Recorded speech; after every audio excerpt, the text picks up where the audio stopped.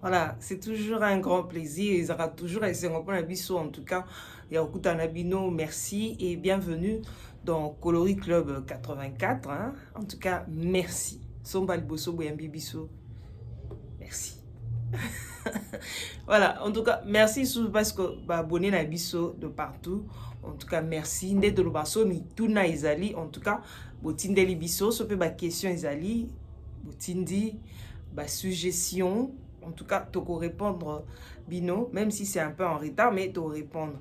Et puis, na Coloris Club, oui, que bon, on a besoin de produits, mais tu proposes à bino. Ce qu'on a besoin d'ango, au commet le biso potote kakangopi. En tout cas, merci. Si. Alors, c'était tobeta kaka na bato balingaka côté là. Hein? Côté là, on ndeka na lobi, vous avez besoin de changer pour ça. Côté là, ils ont problème. En tout cas, c'est facile, hein, il y a côté là. Mais ko réparer ce côté li na ndenga kiloko so po ezara mingi mutu ana souci à tela po eteleli mususu o sepela na ngote mutu musu a teli se longiti na kingo mais so tali makolo okimi. Oh mais c'est inconcevable ça. Hein? Ah, comment le 21e siècle, hein? Arrêtons avec ça. En tout cas, ce qu'on y a tela, côté là, et c'est nga okende malembe, pas à pas. Ko sote kamba mote. Et puis elongeza fragile, hein? Elongeza fragile. En tout cas, les gens ont li solo pour na bateau bazara na souci, il y a ko changer peau, blanchir la peau. Hein? Les gens li solo na yeka pour na bateau. Blanchir la peau. Pour blanchir la peau, en tout cas, c'est facile. C'est facile parce que ba produit est belé. Ba méthode pèse belé. D'ailleurs, mikolo pe ba bimisi ya batonga, ya batonga, ya ba gélule omeli, mais par conséquence ezali. Le problème est que conséquence to lo belango moins. Mais to lingaka ba avantage. Oui, bandolou la yo, oui, en une semaine on changer. Mais on changer, on a dit qu'il faut continuer kaka na système wana. Pour ne pas gâter ta peau. Or, yo lingo continuer na système wana au déborder, au exagérer et commis en outrance. Au comme au lingo le kakuna ba mindele. Pourquoi? Parce que au melaki gélule au tubaki tonga wana échanger ki au loposo. C'est bien. Mais après, les conséquences sont énormes. Voilà. Ndeka de l'obako, non, peau noire, ils sont riches, peau noire, oui, peau noire, ils sont riches, c'est vrai.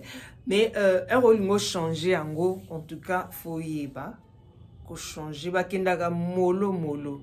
Bakendaka mba morote, loko la train, non, ascenseur, ou très bien. Ascenseur, mba la moko, non. Faut kende na escalier. Hein? Et puis, on aura soin. Yanzoto. Pour batebele bazwa soin na bango te. A hotelisa nzoto mazwa soin te. So avant pembe na sola zei. C'est pas normal. Donc ero cha choko yebara que faut saler la pe parfum, ba parfum moi bien. Non seulement c'est la parfum mais faut sokola ka nzoto na yo comme il faut. Faut osaler là-bas savon doux na ba savon o ezan ba parfum pe ya bien. C'est très important. Parce que alors c'est là savon douana et protège et puis aux amutu moko tambola na samoité. Or pour tambola samo il faut une crème solaire ou spray solaire. Faut la taka casquette ou bien au tambola na sa parasol. C'est très important pour anini po no est commis sensible. Un peu commis sensible. Il suffit kako ozo kaka mukiebe moi gratinir et ti kalita chone longa facilement te. Ngungi soka zuyo etika litashwane longa facilement te. Omeki komi nguluta. Tashwane si la te. Ozui bouton. Tashwane si la te. Donc yebara ero lingo changer pour so koma mundele. C'est pas facile. Faut tenir compte de ça. Ero lingo koma mundele yebara que oza exposé na makambe belo. Moninga nananga peau noire. Hein? Donc soko na zoki et kangama nango eko se cicatriser. Mais muta pembe azana difficulté makasi. Il faut faire très attention. Qu'on ne pas aux pakola te aux ciment, aux yeux déjà mais finalement pour un autre bloc on se positionne et gâté. Oui bah ko gâté monsieur Zaga. Et sous na nini na éclaté. nyonso nyonso okoma mwindu. Donc emozo na ntambo andia na ntala ba mo isekisanga ekomi mwindu siko mwindu wana elokola bache poisson otumba poisson siko ezozika poso nango ezika siko ezo esalio na elongi. Imagine la suite. Et puis malgré que l'ongeza ya ozika wana o continue kwa ocha ba produit en tout cas et surtout que bino bolela bandinga so ke pa bandinga moni batasho esalinga non faut so produit basu sous produit éclaircissa ba mamolio oli etela te inda. Pourquoi? Parce que etela déjà o bebi sango na yo moko yo ba sous ba produit éclaircissant et bomango te et etelisango pete et ko continuer ko bebi sa yo temporiser. So moi déjà que elongile baby bongo temporiser donc tika na ba produit wana ou tiki o luki bato ba salara problème à l'opposo ba pesio ba conseil ba produit ezali okoko salela pour ezongisa opposo. Alors faut arrêter avec ça. Et puis na Kinshasa batu bazaka na complexe ya osale la produit mso muto yelo produit eza cher abia non produit onde a bien muto mso yelo produit moins cher obi o saboter produit moins cher abia. Pourquoi? Parce que on a souci côté là c'est bien mais faut yeba osale là côté là non oko memara n'importe quoi te. Donc bato mingi boza moni bilonge baby déjà et baby déjà. Alors ko ba ki c'est sous ba produit éclaircissant te ko ba ki c'est sous ba produit blanchissant te.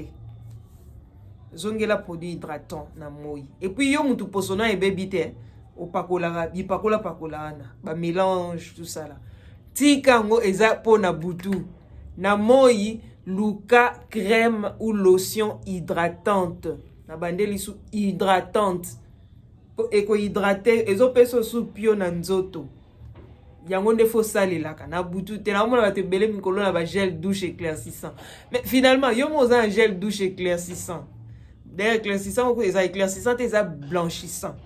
Malgré que beaucoup ça bien ba terme on éclaircissant, blanchissant parce que ils ont changé au poso. Aux un gel douche blanchissant. Pourquoi on a bien éclaircissant? On a un gel douche blanchissant na yo. Et telisa au gel douche à pambe, so sokoli et sokoli opé et nettoyer par le pouce. Aucun aux yeux sous ba mélange. Il y a ba produit blanchissant na sous au poti na nzoto tina miswe po ne bat papa kola poti awa etela. Allez, OK. On lati so elamba tala maboko milai ou bien ba elamba ya comment on appelle ça ba nylon hein ya coton te ba elamba nylon OK otambwa na moi mais yo chaleur déjà est otoka yo mo otoka na nzoto ça la ondeni. Alors, comme ça, donc, on sait l'ango, et ça rapporte na boutou. Et puis, on sait la gel blanchissant na wana. Ça la na mikolo, sotaka, so ebi ke lelo opakola ba mafuta ba ingrédients nyonso ba sala ki a mélange wana. Jour ana ko sait la gel éclaircissant na wana te. Donc, lelo saleli, lobi o sait la te, lelo saleli. Salara ngo na coca-bolé. Je crois que c'est ça. Par intermittence, hein. Coca-bolaka. Comme ça, il a chaque jour. C'est très important. Pendant la journée, il faut aussi aller là-bas produits hydratants. Parce qu'il faudra que nzoto na yo ezwa moins mai, moins pio. Ndeba produit wana epesa kango. Et puis okozana ko exposer na soleil te UV pour eko baby sayo, Surtout moi va partout. Surtout ils en ont fragile. Et baby ça. Et puis il faut mettre la maille mingi. Il faut pas que la bilo quoi, il faut mettre la maille mingi. Pour maille pe et hydrata kamutu. Bon mon neto za to tamboli na moi. Okomo yo ka soif wana ka o me la maille. Nzoto pe za bongo. Donc soto tamboli nzoto pe sengaka et loko ekopesa ngo pio. C'est la même chose na moto. nzoto esenga. Alors erozo pakola faut yeba nini ozo pakola, c'est très important. Botika bipakola pokola orozwa o piment doux, obakisi glutathium C, obakisi huile de carotte, obakisi soni basida ozo acide encore mikolo ekomika acide hyaluronique, hein. Mikolo ekomika baside wana obakisi basida kojique. Oh non, bayebisenga oyo esala boye oche 7 jours. Non. Okoko te na 7 jours te. Attention. C'est très important. Yebara biloko osalela. Ero osalela ngo ça va t'aider bien sûr au côté là. Pour battre musuba za souci au côté là. Il paraît-il na Congo so hôtel indozwi libala. Donc voilà, on bat mingi comment hôtel là. Mais hôtel là, yeba bokom hôtel satina bana yo zana 15 ans, 18 ans, 20 ans, banzo sela daba produit wana. Yeba ke ero koma ba 30 ans posono e beba. Or soza wana jeune 15, 20 ans, na ba parents ba sombela bana biloko wana. O bebi sa poso mwana. Yo montale o koma ba 30 ans posono e gâté déjà. O comme kuna ba 25 ans. O mona ba komo mono mukolo. Posono e baby. Comment ma poso ba mikolo? Pourquoi? Parce que au bandé ko ça la ba produit on a bien avant. Temporiser. Temporiser. Donc retenez que tout ce qui est blanchissant, tout ce qui est éclaircissant, et zakapona buto moni butu, okoki olali na yo, atozo to kalikola mbe tous nos problèmes te, hein, na tongo, ou saleli routine, non, c'est très important. Et puis, les chaînes, hein, côté les chaînes, ils ont produit belé, ils ont produit mon côté, en tout cas, les chaînes, processus, et puis, c'est un mbongo, faut un mbongo pour ôter là. Voilà, les autres soutiens, hein. Lève nous fort, vous s'arrêter, qu'on s'abonne, qu'on like. Tout à une prochaine. Bye.